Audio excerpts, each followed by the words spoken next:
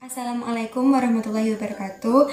Perkenalkan, nama saya Rahma Syafa Asabran. Saya Muhammad Sandi Ferdian. Saya Rizky Jayanti. Kami dari kelompok 8 akan menjelaskan tentang Undang-Undang Pers dan Undang-Undang Penyiaran dalam perspektif dakwah. Jadi pada tahun 1990, di tengah pertumbuhan ekonomi dan meningkatnya ekspansi industri media massa, prospek kebebasan pers di Indonesia tampak semakin tenggelam. Hal ini ditandai oleh peristiwa pemberendelan majalah Tempo, Editor, dan Detik pada tahun 1994. Di antara aturan-aturan itu adalah rancangan undang-undang penyiaran yang telah dimanipulasi oleh pemerintah dengan adanya pasal yang berisi kewajiban sensor terhadap program berita televisi swasta dan penyiaran program berita dari pemerintah. Sejak reformasi pada Mei 1998, kebebasan pers kembali menggeliat. Setiap media dengan bebasnya menyampaikan berbagai tayangan dan kritik sosial, termasuk kritik terhadap pemerintah masyarakat dan media massa sekalipun. Namun belakangan ini, kebebasan pers sering disalahgunakan. Bahkan ada beberapa media pers yang dengan sengaja menayangkan tayangan kriminalitas dengan lebih mengedepankan aksi kekerasannya daripada solusi yang diberikan, sehingga deretan yang ditampilkan itu akan berdampak negatif. Ironisnya, semua itu dilakukan hanya sekedar untuk menarik minat pembaca demi kepentingan komersial semata, tanpa dibarengi dengan nilai-nilai pendidikan, terutama nilai-nilai pendidikan agama di dalamnya. Untuk pertama kalinya, Kode Etik Jurnalistik dirumuskan pada masa revolusi tahun 1947, yaitu pada Konferensi Persatuan Wartawan Indonesia di Malang, yang akhirnya pada tanggal 6 Agustus 1999 bertempat di Bandung dicetuskan 7 Kode Etik Wartawan Indonesia yang dilahirkan oleh 26 organisasi wartawan di Indonesia dengan tujuan memajukan jurnalisme Indonesia di era kebebasan. Kode etik wartawan Indonesia tersebut adalah sebagai berikut. Yang pertama, wartawan Indonesia menghormati hak masyarakat untuk memperoleh informasi yang benar.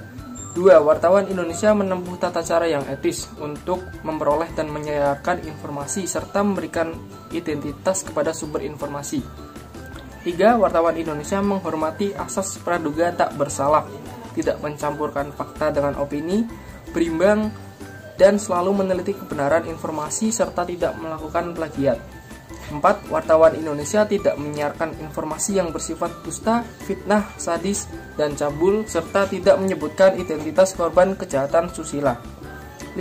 Wartawan Indonesia tidak menerima suap dan tidak menyalahgunakan profesi. 6. Wartawan Indonesia memiliki hak tolak dan menghargai ketentuan embargo, informasi latar belakang, dan off the record sesuai dengan kesepakatan. Dan yang ketujuh, wartawan Indonesia segera mencabut dan meralat kekeliruan dalam pemberitaan serta melayani hak jawab. Sementara itu, dalam perkembangan pers di Indonesia, kebebasan pers mengalami pasang surut yang sangat hebat. Ketika pada tahun 1846 pemerintah Hindia Belanda mengenakan izin dan sensor tiap hari atas penerbitan pers berbahasa Belanda di Batavia, Semarang, dan Surabaya. Dimulailah sejarah pengekangan kebebasan media cetak di negeri ini. Hingga pada akhirnya setelah melalui berbagai peristiwa, dalam pokok-pokok etika komunikasi pers, kebebasan pers yang bertanggung jawab merupakan pedoman dalam perilaku dan perbuatan jurnalistik. Prinsip tersebut harus tetap teraplikasikan dalam cara mencari, mengumpulkan, dan menyajikan informasi kepada publik. Artinya, seorang wartawan mempunyai kebebasan dalam pekerjaannya, terutama bebas memilih apa saja yang dikemukakan kepada halayak. Dalam melaksanakan kebebasan tersebut, sebetulnya tidak berlaku bebas yang sebebas-bebasnya, hingga bertindak bebas tanpa nilai dan norma. Kebebasan harus berada dalam koridor kebebasan yang berlaku. Terlebih, bagi umat Islam harus sesuai dengan ajaran agama, yakni kebebasan yang tidak bertentangan dengan norma agama, negara, dan masyarakat. Wartawan juga harus bebas dari tekanan orang lain dalam mencari, mengumpulkan, dan menyampaikan informasinya melalui media massa. Dalam mendapatkan dan menyampaikan kebenaran tersebutlah wartawan harus memiliki kebebasan. Tidak seorang pun mampu menghalangi koridor kebebasan bagi seorang wartawan dalam menjalankan profesinya. Dan yang selanjutnya akan dilanjutkan oleh rekan saya. Saya akan melanjutkan materi tentang nilai-nilai kode etik jurnalistik dalam Al-Quran, mengacu kepada kerangka 4 etika atau moralitas yang digariskan Al-Quran sebagai garis pedoman etika. Secara garis besar, etika jurnalistik dapat disimpulkan kepada prinsip-prinsip fairness, equality, bebas bertanggung jawab, dan kritik konstruktif. Fairness bersikap wajar dan patut. Dalam penyampaian informasi, seseorang jurnalis tidak bisa lepas dari unsur kepatutan. Misalnya, menerapkan etika kejujuran, kebenaran, dan keadilan, atau tidak memihak dengan menulis berita secara berimbang. Aspek kejujuran dalam jurnalistik merupakan etika yang didasarkan kepada data dan fakta. Fakta menjadi kunci dari etika kejujuran. Menulis dan melaporkan informasi dilakukan secara jujur, tidak memutarbalikkan fakta, bersikap apa adanya, merupakan kunci kesuksesan dalam jurnalistik. Dalam istilah lain, semua informasi harus benar-benar teruji kebenarannya dan orangnya harus benar-benar terpercaya. Dalam Al-Quran, kejujuran diungkapkan dengan beberapa istilah seperti amanah dan sidik. Amanah artinya terpercaya. Amanah dalam Al-Quran juga bisa diungkapkan dengan kata kerja. Kebebasan bertanggung jawab. Konsep kebebasan pers dalam Islam akan selalu beriringan dengan konsep tanggung jawab. Keduanya ibarat dua sisi mata uang, setiap sisi dengan yang lain tidak mungkin dipisahkan. Setiap manusia diberi kebebasan untuk berbuat apa saja, tetapi harus bertanggung jawab kepada norma-norma yang berlaku. Pers bebas menyiarkan sesuatu tetapi harus bertanggung jawabkan apa yang disiarkannya.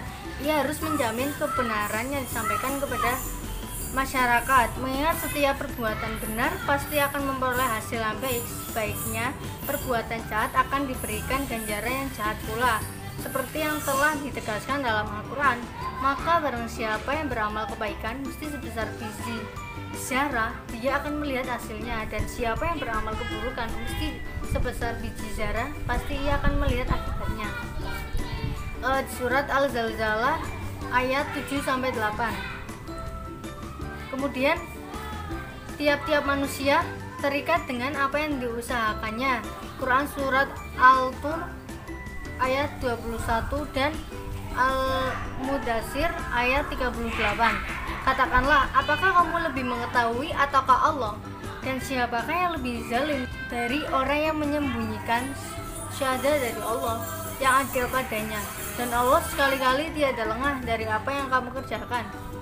Surat Al-Baqarah ayat 140. Tujuan yang baik harus disertai cara yang baik pula. Wartawan muslim tentunya tidak merusak kredibilitas agama dengan menebarkan informasi bohong, menghasut, serta menfitnah.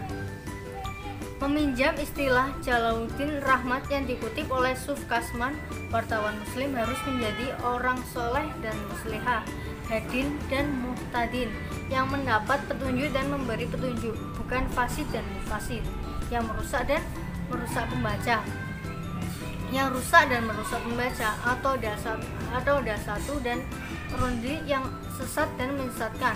Kemudian keakuratan informasi. Agar dapat menyampaikan berita secara benar, fair dan akurat, seorang jurnalis harus berani menelusuri ke berbagai mana sumber berita hingga dihasilkan informasi yang bisa dipercaya.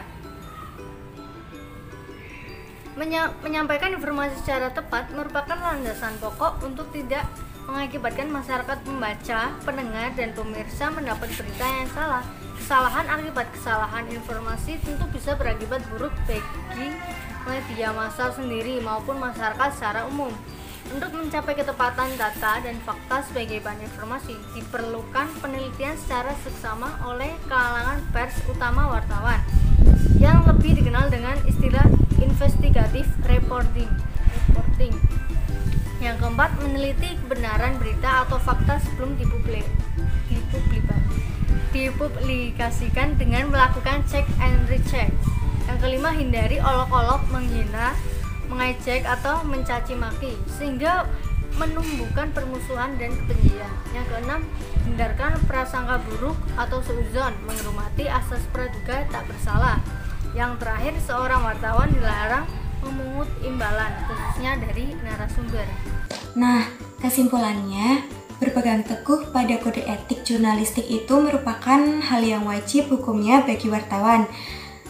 Kode etik merupakan rambu-rambu tentang apa yang seharusnya dilakukan dan tentang apa yang seharusnya tidak dilakukan oleh wartawan. Jika kode etik tidak dijadikan acuan utama, justru bisa terjadi penyimpangan kebebasan pers. Kebebasan pers erat kaitannya dengan kode etik jurnalistik. Ada banyak kasus yang terjadi di negeri ini tentang pelanggaran kode etik jurnalistik terhadap kebebasan pers. Perlunya mempertimbangkan kode etik jurnalistik dalam kebebasan pers antara lain yang pertama, kebebasan pers dan kode etik jurnalistik ibarat dua sisi mata uang yang tidak dapat dipisahkan satu sama lain. Yang kedua, kode etik merupakan alat kontrol sosial masyarakat terhadap kebebasan pers. Kode etik mempunyai peran yang sangat penting dalam penegakan kebebasan pers secara utuh. Meskipun tegas, dalam Al-Quran tidak dibahas mengenai kode etik jurnalistik, namun Al-Quran merupakan penuntun bagi seluruh umat manusia yang mendambakan kebahagiaan dunia, terlebih kebahagiaan di akhirat nanti. Dengan demikian, sesungguhnya nilai-nilai yang terkandung dalam Al-Quran erat kaitannya dengan kode etik jurnalistik. Banyak sekali prinsip-prinsip yang terkait dengan pencarian dan penyampaian informasi dalam Al-Quran yang sejalan dengan prinsip-prinsip yang terkandung dalam kode etik jurnalistik. Sekian dari kelompok kami. Wassalamualaikum warahmatullahi wabarakatuh.